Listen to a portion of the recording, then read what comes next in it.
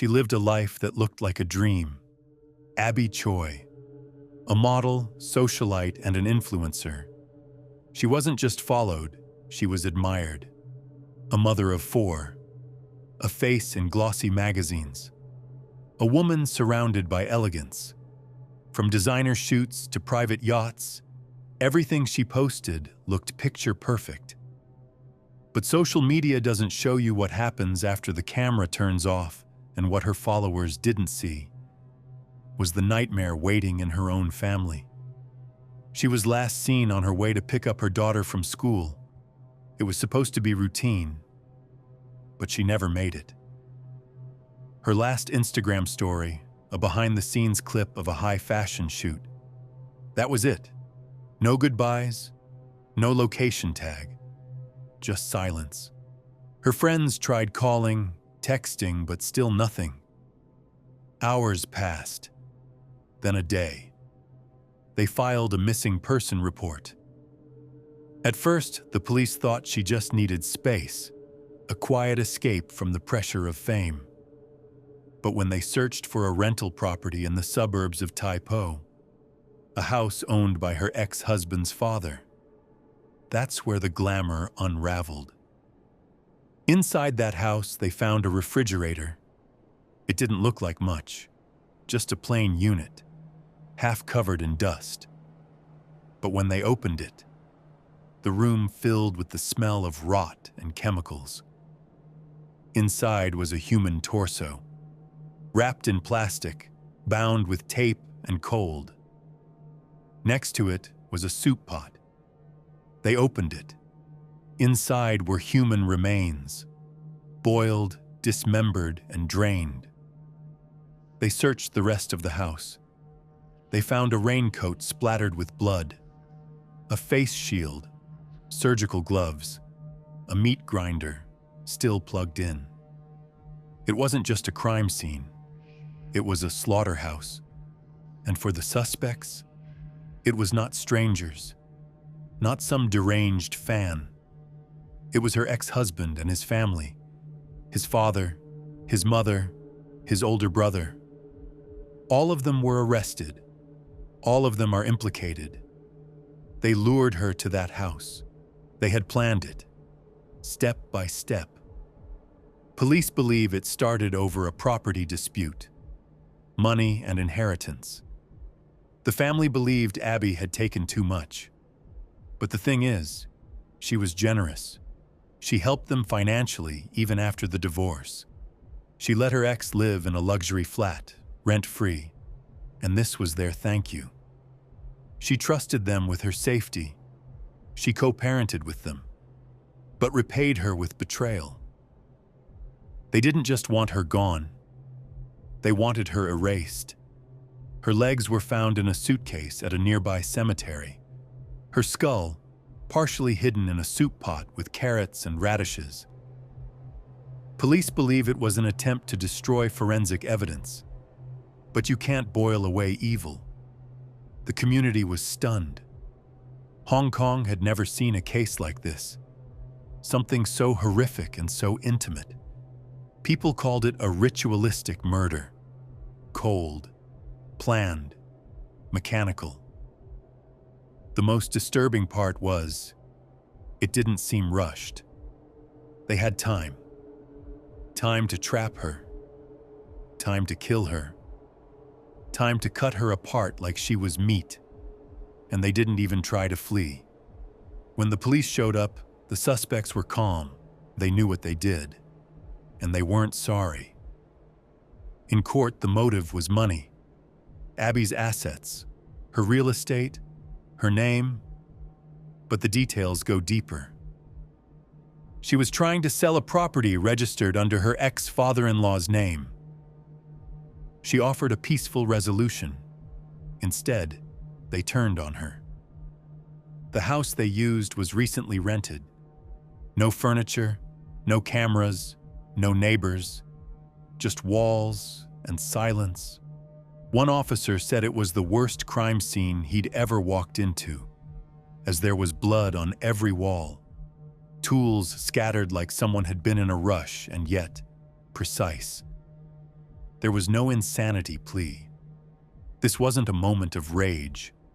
This was a calculation, because they bought the tools, picked the house, and even knew exactly what to do. The post stayed online for days after she was gone. Her fans kept commenting on how beautiful she looked, while some noticed she hadn't replied. Eventually, the comments turned to condolences, then to outrage as the public demanded justice. A full investigation and harsh punishment. The court froze the family's assets and the trial dates were set. But for her children, nothing brings her back. Sometimes the ones behind the camera are the ones planning your end.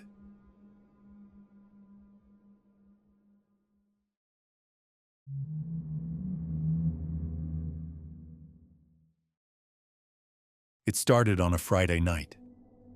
I was lying on the couch, with one sock on, lights off, just mindlessly scrolling through Instagram. The kind of scrolling where you're not really paying attention, your brain is fried from the week, and you're just letting content wash over you. Content like cat videos, cooking fails, and random dance trends, and then one reel caught my eye. Not because it was flashy. It was the opposite, actually. It looked like CCTV footage of a hallway, long, narrow, with concrete floor and fluorescent light flickering above.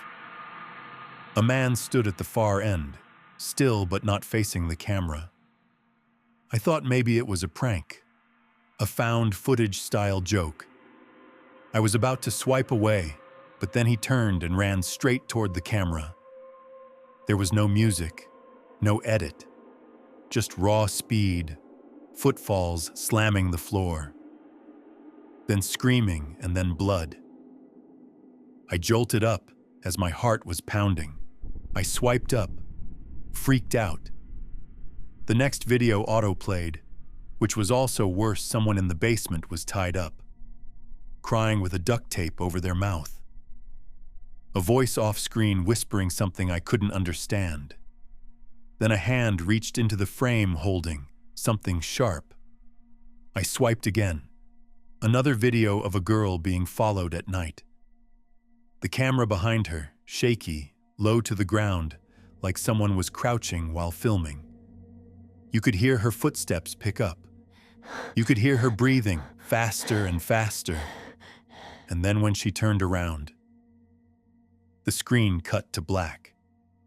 It wasn't just one video, it was all of them. Reel after reel, which was horrific and looked real.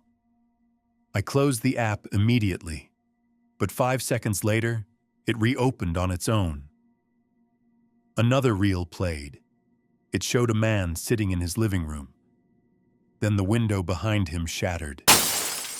It swiped on its own, and next was someone knocking on a door over and over in the middle of the night. Then the door slowly opened by itself. I was so scared and frustrated that I deleted the app, refreshed my phone and cleared the cache, which didn't help. I opened my browser. Reddit was already full of people freaking out. Thousands of users, all saying the same thing. Instagram Reels were showing murder footage. Real murder footage, which are unedited and traumatizing. Some blamed a dark web leak. Others said it was a data breach. A few whispered about hackers dumping footage they stole from police evidence servers. Some people thought it was a hoax, until the notifications started. My phone lit up. One notification, then another, then dozens. From accounts I didn't follow, all saying the same thing. Behind the wall. Behind the wall. Look behind the wall. Some had emojis. Some had images attached which looked blurry and warped screenshots of rooms that looked like mine. I put my phone down, slowly, then turned, and looked at the wall behind me. All I saw was just drywall, beige paint, and a bookshelf. But as I stared, I heard it. It wasn't too loud and not obvious. It was a tiny sound, like someone exhaling, from inside the wall. I stood up, pressed my ear to it. There was nothing at first. Then a whisper, a long, ragged breath, like someone struggling to breathe from inside the wall. I backed away. I told myself it was nothing, just imagination, just paranoia from all the videos. But my heart was hammering. Then, without touching anything, the screen on my phone lit up again. Instagram has reopened. A reel was playing. Only that it wasn't random footage this time. It was my living room, my couch, my lamp, me, sitting there, watching reels, filmed from a crack in the wall, from behind me. I dropped the phone immediately. It hit the floor, which made the screen crack, and from the phone speaker, a final whisper escaped. "You're next."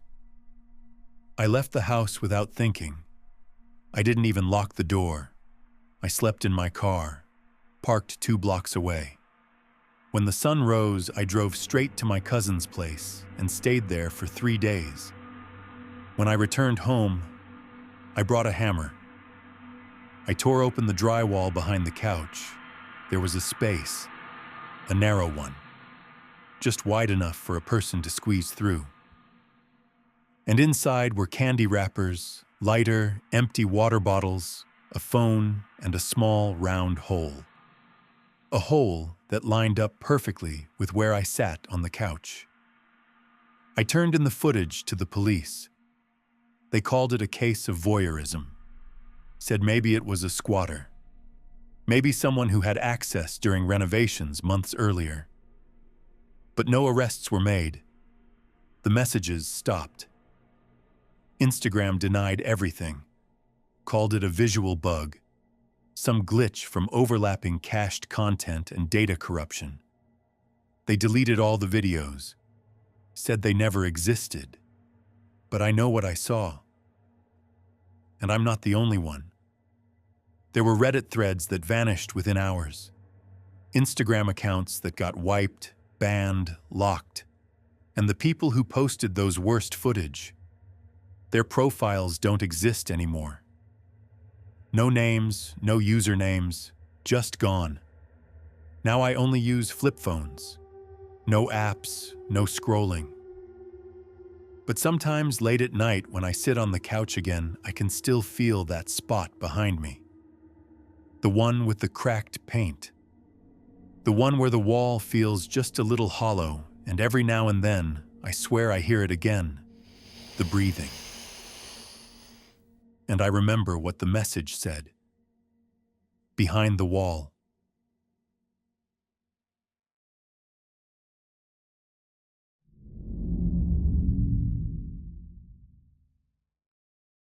We moved to Port Lincoln 2 weeks before it happened.